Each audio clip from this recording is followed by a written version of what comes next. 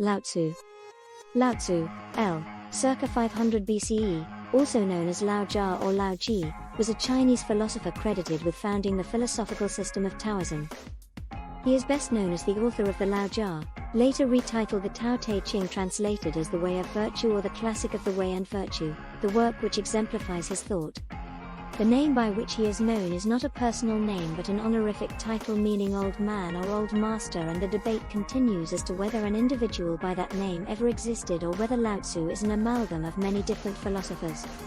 The historian Will Durant comments, Lao-Tze, greatest of the pre-Confucian philosophers, was wiser than Teng Shih.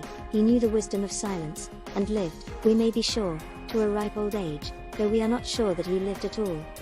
Durant expresses the scholarly consensus on the historicity of Lao-Tzu in that he may be a fictitious character created to embody the concept of the sage.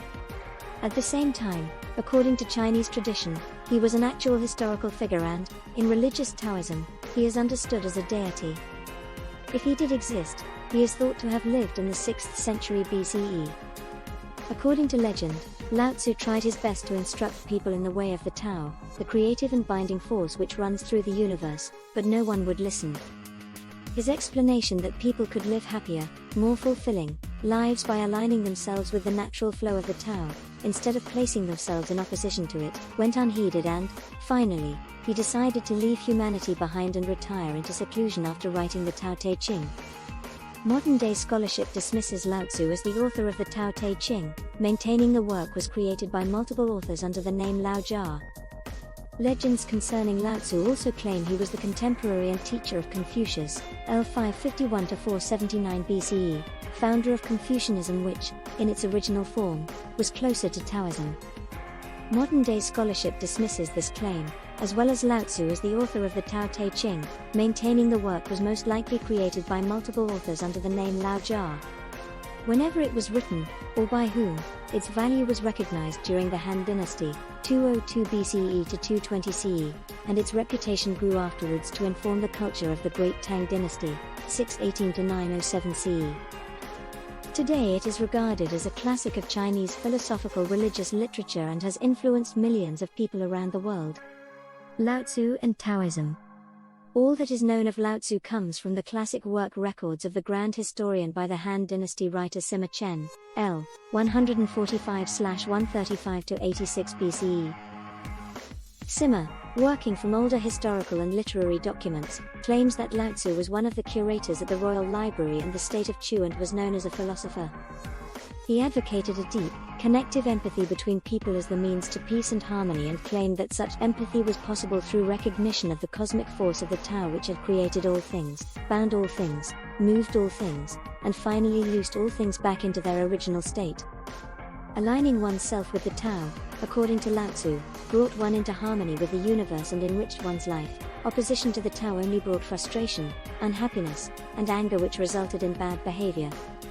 He was especially interested in converting the ruling class to his belief because the country was, at this time, in the midst of the era known as the Warring States period, circa 481 to 221 BCE, during which 7 states fought each other nearly constantly for supremacy and control of the Chinese government. The Zhou dynasty, 1046 to 256 BCE, was in decline and could do nothing to maintain order because the separate states were all more powerful than the government but evenly matched against each other. The wars continued and various schools of Chinese philosophy were established which tried to suggest the best way to end the violence and establish a moral government that would care for its citizens.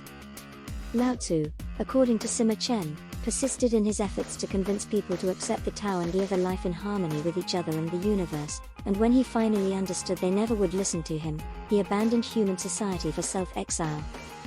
On his way out of China, by way of the Western Pass, the gatekeeper, Yin Shi, recognized him and asked him to please write down his philosophy before leaving humanity behind.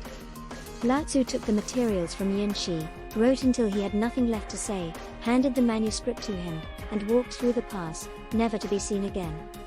Yin Shi, presumably, then had the manuscript published.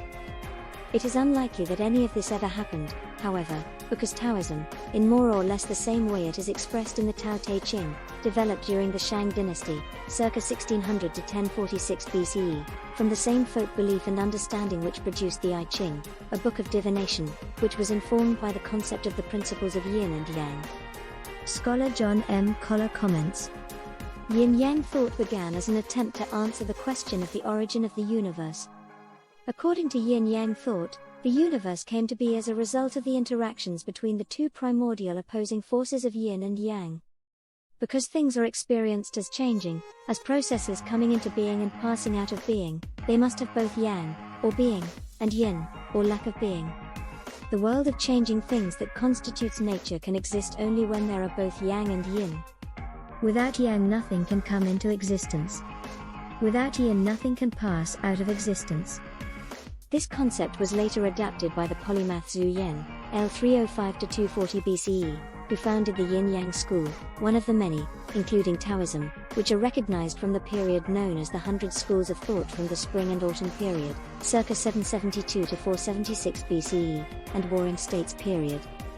It could be argued that Zhu Yan took the principles of the yin-yang from Lao-Tzu, but this is unlikely as it seems clear it existed centuries prior to his supposed existence. Further, the same basic concept of dualistic forces in constant motion informed the concept of Tian, heaven, as recognized by the philosophies of Confucianism and Mohism, among others.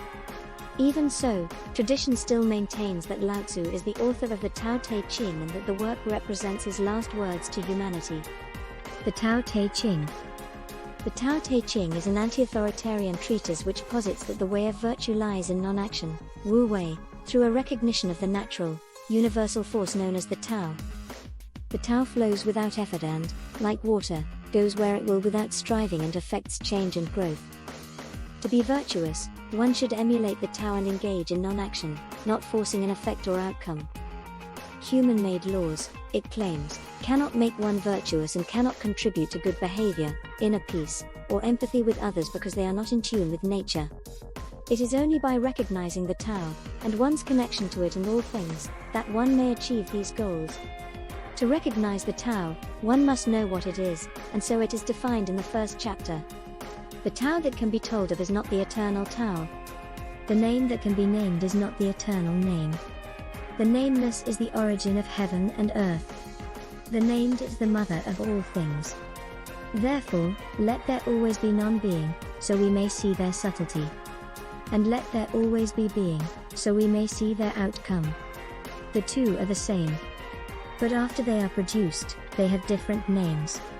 The verse here is relating the intangible concept of being and non-being, of yin and yang, of the constant dynamic motion of the universe which keeps creation in balance. That which actually is cannot be comprehended by the human mind, and so that which can be known is what is named, and this is the Tao. It is not the actual Tao, but it points the way toward the Tao.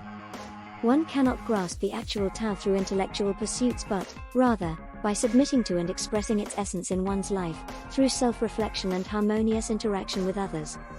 Rulers, especially, are encouraged to embrace the Tao since, by their example, their subjects will do likewise. According to the Tao-Te-Ching, the best ruler is one who governs so effortlessly that it seems he has done nothing, and yet everything has been done, verse 17. The best individual is the one who can recognize the current of existence and move with it, as effortlessly as water flowing, without upset or resistance, as in the famous passage, "Yield and overcome. Lend and become straight. Empty and become full." This verse has become one of the most iconic in that it distills the message of Taoism regarding inner peace, accord with others, and personal success, in 3 lines. Yield and overcome. One cannot fully listen to another person's views if one is full of one's own. Yielding to another encourages personal growth. Bend and become straight.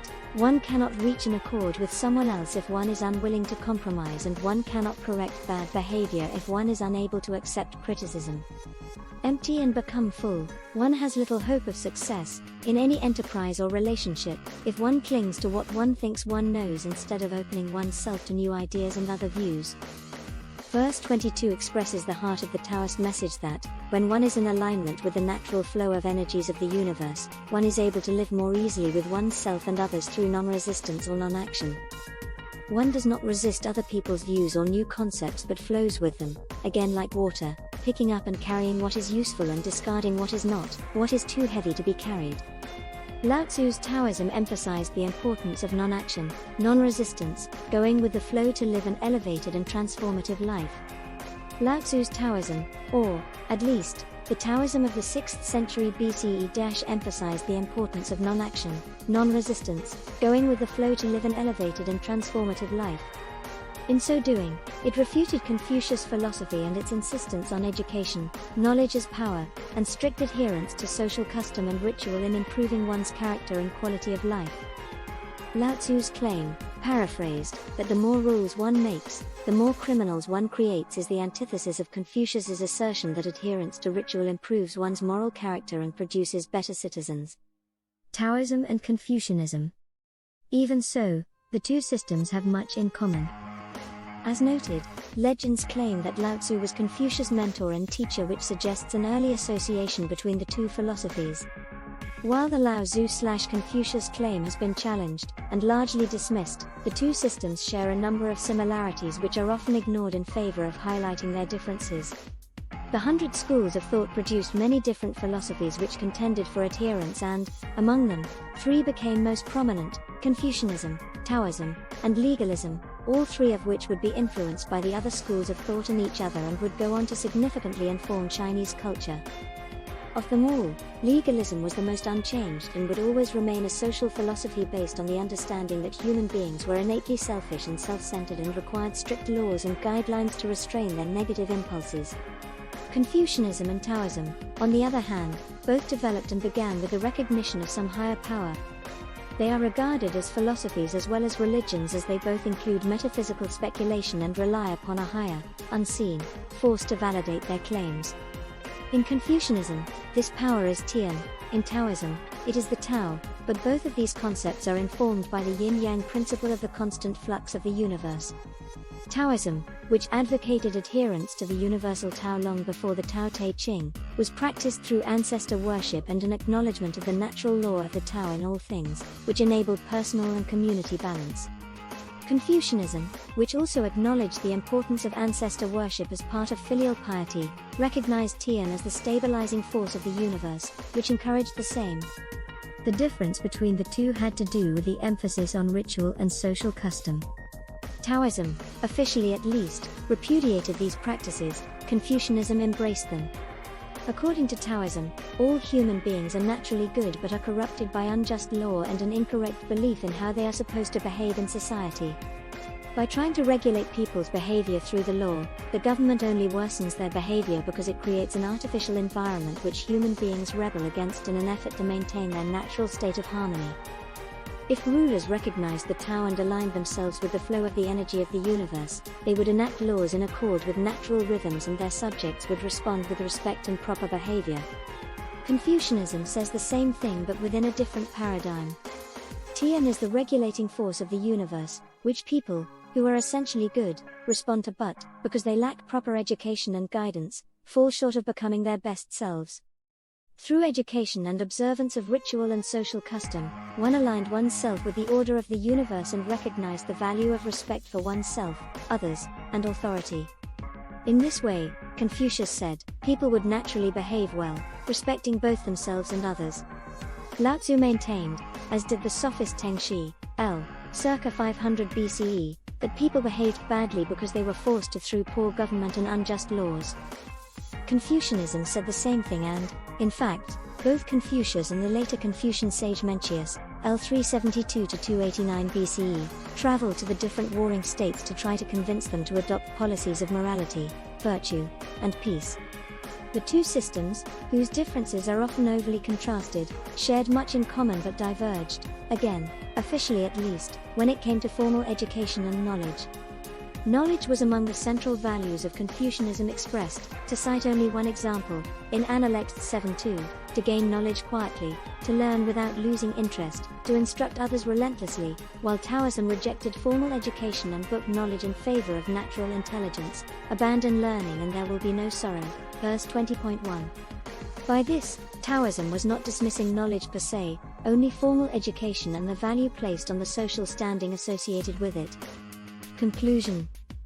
Confucianism and Taoism, as well as the other systems articulated by the 100 schools of thought, were banned when the Warring States period ended in the victory of the state of Qin and the establishment of the Tang Dynasty, 221 to 206 BCE. Between 213 to 210 BCE, all books, except those on Qin history, legalism, and practical measures, were burned and scholars were executed. The only reason some texts survived was because they were hidden by people who understood their value. After the Qin dynasty fell, the Han Dynasty revived these works and they were again disseminated. Confucianism became the state philosophy under the reign of the Han Emperor Wu the Great, 141 to 87 CE, but, by that time, the systems of Confucianism and Taoism had absorbed concepts from other schools, so their formulation by the time of the Han was almost certainly different from their early visions. Confucianism, by this time, had been reformed by Mencius and Xunzi, L. circa 310 to circa 235 BCE, and was far more developed than the form conceived by Confucius. By the time Taoism was adopted as the state philosophy by the Tang Dynasty, 618 to 907 CE, it had also developed and was a far more rigid system than expressed by the Tao-Te-Ching, observing rituals the work itself would have dismissed as superfluous. At this same time, Taoism was also considered a religion with Lao-Tzu as one of its deities among many others. In the present day, Taoism is recognized as a philosophy, a religion, and, in one aspect, a pop culture phenomenon. Its concept of a cosmic current flowing through and binding all things served as the inspiration for the Force in the Star Wars franchise, and the image of the Taoist sage Lao-Tzu, and those who followed him, informed the paradigm of the Jedi Knights. Whether there ever was a Lao-Tzu who wrote the Tao-Te-Ching before cutting ties with humanity hardly matters anymore. The philosophy he may or may not have founded has long ago taken on a life of its own and continues to develop as it attracts more adherents intrigued by the visionate presence of a life lived in accord with a natural world as opposed to one which struggles against it.